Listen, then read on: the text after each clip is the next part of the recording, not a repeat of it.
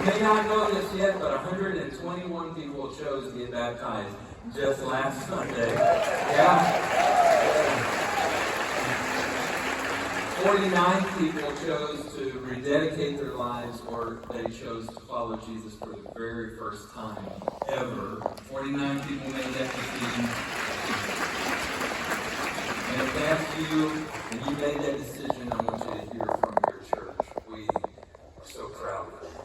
And we cannot wait to see what God does in your life. The Apostle Paul, he told us that if anyone's in Christ, that they are a new creation. That means the old's gone, and the new has come. That means that last weekend, you didn't do a new thing. You are a new person. And this is a new start. And we cannot wait to see the new things that God does in your life that impact you, that impact your family, that impact your neighbors, your co-workers, your classmates. And for the rest of you, I just want to say I am so happy, so glad to be a part of a church where the Spirit of the living God is moving and breathing and changing and transforming lives. And so for all of you who, the hundreds of you that served last week, you served every week, for those of you who are serving, for those of you who are praying for decisions to be made, for those of you who give financially, I want to just say thank you. You are making a difference, and thank you for being a disciple who makes disciples. And we invited you to invite your coworkers and your neighbors and your classmates, and apparently you did, because just last weekend, from Good Friday to Resurrection Sunday, we saw over 12,000 people come through our doors in just one weekend.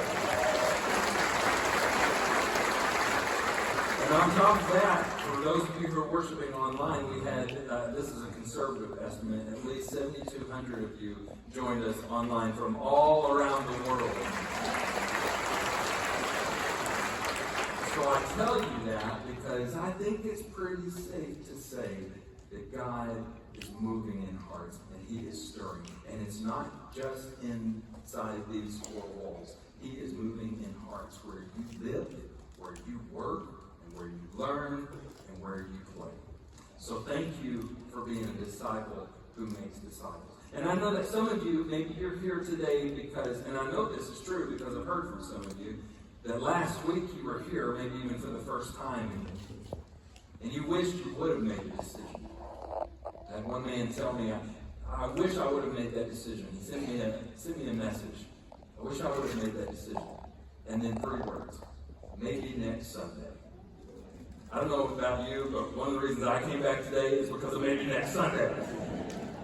So that's what I'm praying for you. I know many of you, you're thinking about that and considering Jesus, and I just want you to know, if that is you, that you've come to the right place.